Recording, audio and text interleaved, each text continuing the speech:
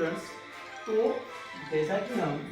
The golden Sven chapter पढ़ रहे हैं, द गोल्डन स्वेन चैप्टर में क्या है, अभी हम फिर से एक बार रिवीजन कर ले कि रामू और श्यामू नाम के दो दोस्त हैं जिनको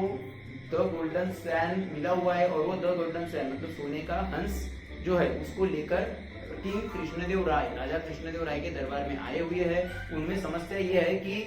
जमीन थी रामू की और जो स्वैन है वो मिला श्यामू को। श्यामू ये चाहता था कि जमीन का मालक मैं नहीं हूँ बल्कि रामू है करके ये स्वैन का हकदार रामू है, और रामू ये समझता था कि क्योंकि उसे पता ही नहीं था स्वैन के बारे में और स्वैन को डिस्कवर किया उसके दोस्त श्यामू ने करके इसका हकदार श्यामू है। मतलब यहाँ पे दोनों मुझे नहीं होना, इसके लिए मतलब दूसरे को मिलना चाहिए, इसके लिए अपने दोस्त के फायदे के लिए एक तरीके से वो क्या कर रहे थे, राजा कृष्णदेव राय के दरबार में आए हुए थे। और राजा कृष्णदेव राय के दरबार में सब लोग अब तक जो भी आते थे वो सब ऐसी खुद की मतलब खुद को पोजीशन चाहिए, खुद को मुझे ये चीज चाहिए करके कोई समस्या लेकर कोई डिस्प्यूट लेकर आते थे। पर ये सेल्फलेस होकर जो डिस्प्यूट लेकर आए थे, समस्या लेकर आए थे, तो वो स्वैन पर किसका हक होना चाहिए, इसलिए राजा ने अपने जो दरबारी है, अपने जो मंत्रीगण है, उनसे सलाह मांगी थी। और उसमें फिर हमने देखे थे चतुर पंडित ने बोला था कि मुझे घर ले जाने की परमिशन दो। वो तो उसका चालाकी का प्लान था कि ताकि वो स्वैन के कुछ जो भी महंगी चीजें मतलब हीरे हो गए, महंगे पत्थर हो गए, वो निकाल ले, और करके उसे वो परमिशन नहीं मिली। जो ट्रेजरर मतलब खजीनदार था, उसने ये बोला था कि इस पर हमने पोजीशन लेना चाहिए क्योंकि हमारी जमीन के अंदर मिला है, तो इस पर हमने पोजीशन लेना चाहिए, हमारे खजाने में रखना चाहिए। तो वो सजेशन जो है वो राजा को पसंद नहीं आया। फिर राजा ने उनके दरबार में जो मंत्री है, जो सबसे होशियार सबसे विट्टी मंत्री जो था, जो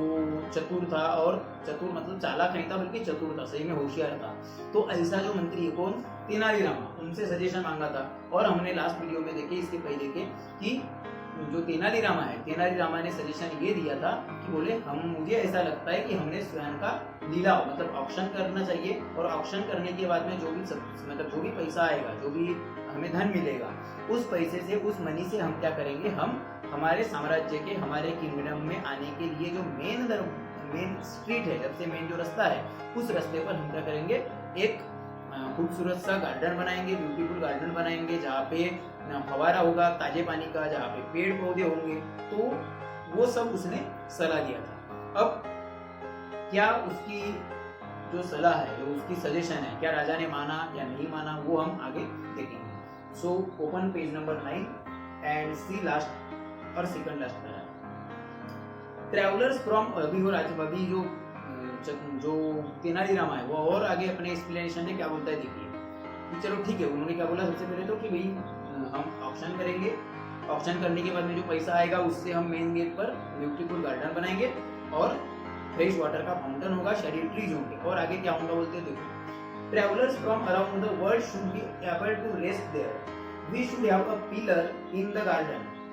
on which the wonderful story of these two selfless and generous friends should be engraved. Thus, their exemplary friendship will become famous and be remembered for generations to come. फिर और क्या कहा उन्होंने, बोले फिर जो ट्रैवलर्स आएंगे मतलब जो पर्यटक आएंगे, है ना, जो घूमने आएंगे हमारे साम्राज्य को देखने के लिए, जो पर्यटक आएंगे वो क्या करेंगे, वो दुनिया भर से पर्यटक आएंगे। तो वो पर्यटक, वो जो क्या बोलेंगे एक तरीके से सैलानी जो है, जो हमारा किंगडम साम्राज्य देखने के लिए आएंगे, वो उनके मेन स्ट्रीट पर, मेन रास्ते पर ही ये गार्डन रहेगा। तो उस गार्डन में रेस्ट करेंगे, आराम करेंगे, रुकेंगे थोड़ी देर, और फिर हम वहां पे उस गार्डन में 2 पिलर बनाएंगे। पिलर मतलब स्तंभ, जो लोहे के खंभे रहते हैं ना, तो उस तरीके से हम पिलर बनाएंगे। और उस पिलर पे, वो जो गार्डन पर जो पिलर रहेगा, उस पिलर में ये जो 2 सेल्फलेस फ्रेंड्स है, जो जनरस फ्रेंड्स है, जो निस्वार्थी है, चाहते तो वो श्यामू अगर सेल्फिश रहता तो रामू को बताए बगैर वो स्वयं खुद रख सकता था, या अगर रामू सेल्फिश रहता तो श्यामू जैसे ही उसके पास लेके आया गोल्डन स्वैन का स्टैचू, तो खुद रख लेता था। पर वैसे उसने नहीं किया, वो ले सकता था, वैसा कर सकता था, पर क्योंकि ये सेल्फलेस थे, निस्वार्थी थे करके,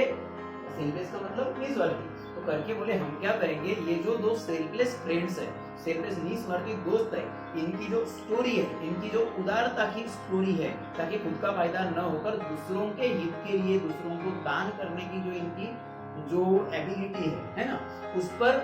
ये जो कहानी है ये उन दो खंभों पर हम क्या करेंगे, एनग्रेव करेंगे, मतलब अंकित करेंगे, मतलब लिखेंगे, ठीक है। और वो जब लिखी जाएगी हमेशा के लिए छाप बनी रहेगी, तो इनकी जो दोस्ती है वो एक एग्जाम्पलरी रहेगी, वो उदाहरण के लिए लोग उसकी मिसाल देंगे इनके रामू और शामू के सेल्फलेस फ्रेंडशिप की। और वो आगे की जो जनरेशन है, इनकी मृत्यु के बाद भी, चलो कभी ना कभी जब इनकी मौत होगी या कुछ भी होगा तो भी गार्डन तो बना रहेगा, तो गार्डन पर वो जो इनकी स्टोरी है वो बनी रहेगी, वो उनकी लिखी रहेगी, तो वो फिर आगे की जो जनरेशन है, नेक्स्ट जनरेशन, उन्हें प्रेरणा देगी, उन्हें उन तक भी इनकी कहानी पहुंचेगी। तो ये जब सजेशन तेनालीरामा का सबने सुने तो both the friends were very pleased to hear this suggestion. The king and the courtiers praised तेनालीरामा's focus on the greater common good। तो अब क्या हुआ, जब ये जो दोनों दोस्त थे, कौन, रामू और शामू, तो ये दोनों दोस्तों को भी तेनालीरामा का जो सजेशन है वो बहुत ज्यादा पसंद आया। वो एकदम खुश हो गए ये वाला सजेशन सुनकर, क्योंकि यहाँ पे जो स्वैन है वो किसी एक के पास रहने वाला नहीं था, और जो वहां से पैसा आएगा उस पैसे से साम्राज्य का भी हित होने वाला था। उसके बाद में जो रामू शामू है दोनों का हित होने वाला था, क्योंकि दोनों के नाम सबके खंबे पर है ना। और उससे एक बार, मतलब पहली बार तो ऑक्शन के जरिए भी पैसा आता, गार्डन बना, गार्डन तो उसी पैसे से बन गया, उसके बाद में और कंटिन्यूअसली साम्राज्य में जो पर्यटक आते तो वो कुछ ना कुछ पे करते हैं ना, तो उसका भी कुछ ना कुछ बेनिफिट कंटिन्यूअसली मिलते रहता। तो फिर जो द किंग है, द राजा जो है, राजा और बाकी के जो मंत्रीगण है या बाकी के जो दरबारी है राजा के दरबार में, वो सभी ने तेनालीरामा का जो फोकस था, सभी ने कहाँ पे फोकस किया था इसके पहले, जैसे कि जो चतुर पंडित था उसने खुद का स्वार्थ देखा कि मैं लेके जाऊंगा घर में, फिर उसको ऑब्जर्व करूंगा, फिर जो भी ये करूंगा, है ना। उसके बाद में ट्रेजरर ने क्या देखा, सिर्फ अपने खजीने का फायदा देखा कि इसको खजाने में रख देंगे, हमारे पास हमेशा के लिए रहेगा। पर ये जो तेनालीरामा ने क्या देखा, सबका फायदा कहाँ पे है उस बारे में इसने सोचा, वहां पे इसने अपना ध्यान केंद्रित किया और ऐसा रास्ता बताया जिससे शामू भी खुश हो, रामू भी खुश हो, दोनों की समस्या भी सुलझ जाए, दोनों की दोस्ती भी कायम रहे, दोनों की दोस्ती एग्जाम्पलरी भी रहे, साम्राज्य का भी हित हो, राजा का भी हित हो। तो ये पूरी बातों का ध्यान रखते हुए जो सजेशन है वो किसने दिया, तेनालीरामा ने। और करके ही तेनालीरामा को विट्टी और वाइस, तो वो तो होशियार तो था ही, पर विट्टी भी बोलते थे, मतलब कि वो